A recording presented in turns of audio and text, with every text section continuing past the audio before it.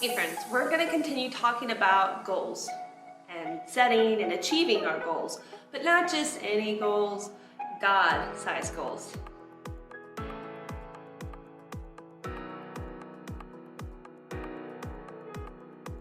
We all make goals. Have you made a goal today? I want to finish my homework by 7. I want to get up at 4 in the morning. I want to make the basketball team, the volleyball team, football team. I want to make all the teams. Have you ever made a goal and then just got stuck? It's not fun. Here's what I mean.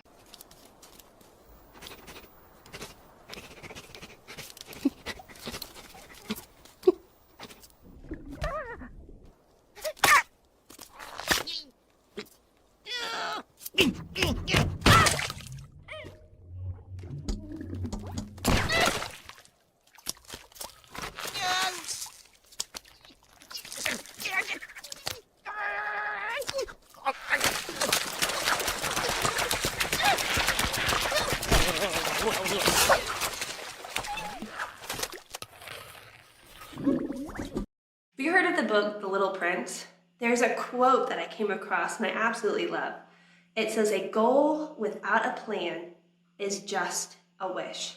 This is the author, all right? And he seems to know a few things about setting and achieving goals because he is a writer, a poet, a journalist, and even a pilot.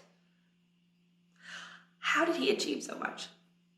Was he exceptionally talented or smart or lucky? Maybe, or maybe he just knew how to execute a well-designed plan to achieve his goals.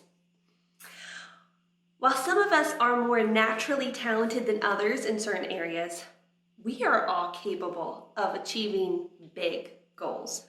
Whether it's building a giant Lego tower or talking to someone about Christ. So what's a goal that wouldn't be possible without a plan? It might be a spiritual goal, like spending time with God more regularly. It might be a mental goal, learning a new skill. It might be a physical goal, trying a new activity or getting stronger. It might be a relational goal, being a better friend or not bickering with your family so much. These are all good goals, but without a plan, they just don't go anywhere. You can get stuck. So right now, think of something. What are your most plan-worthy goals? Do you have some? Let's recap a little. We've been looking at the book of Nehemiah and focusing on just his story.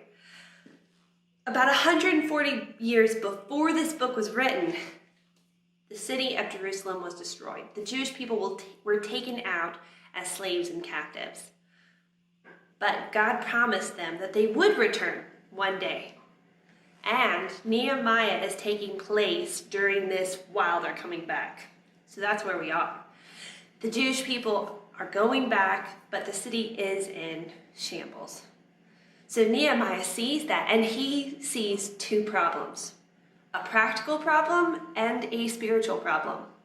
The practical problem is, of course, without walls, you're more likely to get invaded by enemies. The spiritual problem. Leaving the wall in shambles is a dishonor to God. But if they were to rebuild it, that would be a sign that their people would be returning to God, choosing to be obedient again. So, inspired by his love for the people and for his God, Nehemiah set a God-sized goal to rebuild the walls of Jerusalem. Nehemiah had a goal. Now let's see if he had a plan. If you remember from last week, the first thing Nehemiah did was pray and fast. Here, let's read. Nehemiah 1, verse 4. "When I heard this, I sat down and wept. In fact, for days I mourned, fasted, and prayed to the God of heaven." Now let's read verse 11. "O Lord, please hear my prayer. Listen to the prayer of those who delight in honoring you. Please grant me success today by making the king favorable to me. Put it into his heart to be kind to me. In those days, I was the king's cupbearer." I noticed so much in these verses. First thing, Nehemiah didn't ask for a step-by-step plan from God. He didn't just stay there waiting. I'm just going to wait and see what God does. He didn't do that. By the time he reached the end of his prayer, did you notice that Nehemiah was already working on a plan? He asked God to help him be successful about what he was going to attempt, all right? And then notice that last line. I was a cupbearer to the king. Really helpful information for us, but also think about it. He's making a note of the resources that God had already given him. Being a cupbearer to the king, you have access and a relationship to the most powerful person in the kingdom. To sum it up, you could say Nehemiah planned while he prayed. Now let's check out Nehemiah 2, 1 through 9. Early the following spring, in the month of Nisan, during the 20th year of King Artaxerxes' reign, I was serving the king his wine. I had never before appeared sad in his presence. So the king asked me, "Why are you looking so sad? You don't look sick to me. You must be deeply troubled." Then I was terrified, but I replied, "Long live the king. How can I not be sad? For the city where my ancestors are buried is in ruins, and the gates have been destroyed by fire." The king asked, "Well, how can I help you?" With a prayer to the God of heaven, I replied, "If it pleases the king, and if you are pleased with me, your servant, send me to Judah to rebuild the city where my ancestors are buried." Then the king, with the queen sitting beside him, he asked, "How long will you be gone? When will you return?" After I told him how long I would be gone, the king agreed to my request. I also said to the king, "If it pleases the king, let me have letters addressed to the governors of provinces west of the Euphrates River, instructing them to let me travel safely through their territories on my way to Judah. And please give me a letter addressed to Asaph, the manager of the king's forest, instructing him to give me timber. I will need it to make beams for the gates of the temple fortress, for the city walls, and for my house." And the king granted these requests because the gracious hand of God was on me. I know what you're thinking. Kristen, why are we reading all these verses? They're just a lot of facts. But there is some important truth. Nehemiah just wasn't praying casually. He was planning, and he had been preparing in great detail. Now, look, the king asked Nehemiah why he looked sad. Nehemiah had an answer prepared. The king asked what Nehemiah wanted. Nehemiah had a request prepared. The king wanted to know how long Nehemiah's journey would take, and you guessed it, Nehemiah had a specific timeline prepared for him. Since the king seemed pretty open to his ideas, Nehemiah also had a list of items that he needed. Throughout this process, Nehemiah continued to pray to God. But he didn't wait for God to do all the work. He used the strategic mind that God gave him. Because Nehemiah had planned in great detail for this opportunity to speak with the king, when the king asked him, he was ready to give an answer. To sum it up, Nehemiah prepared while he planned. He had a plan in place. Now he needed the people. And there were some people who were not quite, let's just say they really were not into Nehemiah's plan. So he had to be careful and cautious. Let's read Nehemiah 2:10 through 20 to see what I mean. "But when Sanballat the Horonite and Tobiah the Ammonite official heard of my arrival, they were very displeased that someone had come to help the people of Israel. So I arrived in Jerusalem 3 days later. I slipped out during the night, taking only a few others with me. I had not told anyone about the plans God had put in my heart for Jerusalem.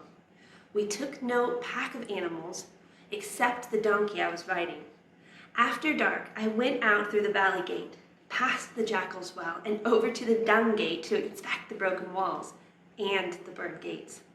Then I went to the fountain gate and to the king's pool, but my donkey couldn't get through the rubble. So, though it was still dark, I went up to the Kidron Valley, instead inspecting the wall before I turned back and entered again at the valley gate.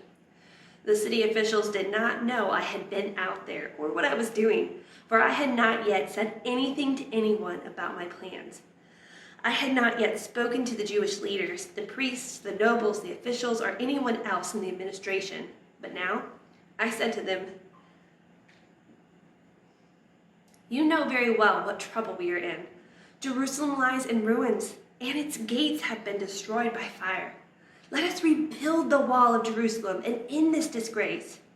Then I told them about how the gracious hand of God had been on me, and about my conversation with the king. They replied at once, "Yes, let's rebuild the wall." So they began the good work. But when Sanballat, Tobiah, and Geshem the Arab heard of our plan, they scoffed contemptuously. "What are you doing? Are you rebelling against the king?" they asked. I replied, "The God of heaven will help us succeed. We, his servants, will start rebuilding this wall, but you have no share, legal right, or historic claim in Jerusalem."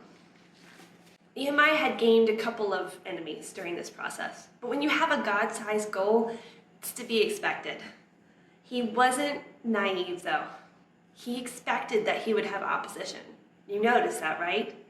He knew how to hold his tongue and keep his plans a secret from the people who would oppose him. He was wise about the people he trusted. He figured out a way to bypass the people who opposed him so that he could recruit people who would share the same vision. To sum it up, Nehemiah planned for opposition. Now, God gave Nehemiah a huge task, but God gave Nehemiah everything that he needed to complete it. Nehemiah had access to God through prayer. He had his God-given talents and abilities and passions. He had resources and opportunities and connections. And then in the end, he had other people he could trust.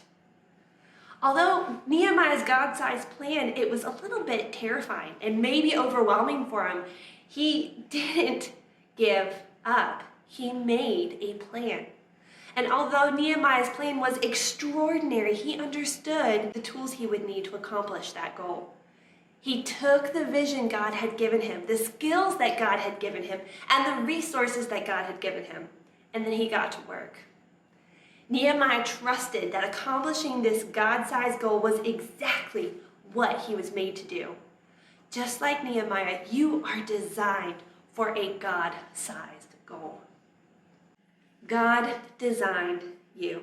Just like Nehemiah was designed with a specific goal, God designed you with a God-sized goal in mind. So first, he's giving you the tools. We all have days when we feel insecure about who we are and what we can and can't do. But God designed you with care and intention and purpose. And when God gives you a God-sized goal, ask yourself, what do I bring to the table? What can I contribute? A mind that can think and strategize, a unique blend of skills and passions, a God-given interest. And then he gave you others. Just like Nehemiah discovered, most God-sized goals cannot be done alone. There's a lot that we can accomplish on our own, but if we want to make lasting change, we need others with us. We're going to need other people. So when God gives you a God-sized goal, ask yourself, who can I work with? Friends, families, adults that I trust, teachers, mentors, coaches. Then God gave you things. Just like Nehemiah needed that timber to actually, build the walls. When God gives you a God-sized goal, ask yourself, what can I get? What do I need? Money, supplies, an audience, a location? Think about it. And then most importantly, you've got God. Whether your goal is an everyday God-sized goal or a once-in-a-lifetime God-sized goal, God is with you. Just like God was with Nehemiah. Now, like Nehemiah, God probably isn't going to give you a step-by-step instruction, but you don't need it. You already have everything you need. You are designed for a God-sized goal. And can't wait to see what you build. That's all that we're going to talk about for today. If you are watching this live, you can join us for a Zoom discussion later. See you guys.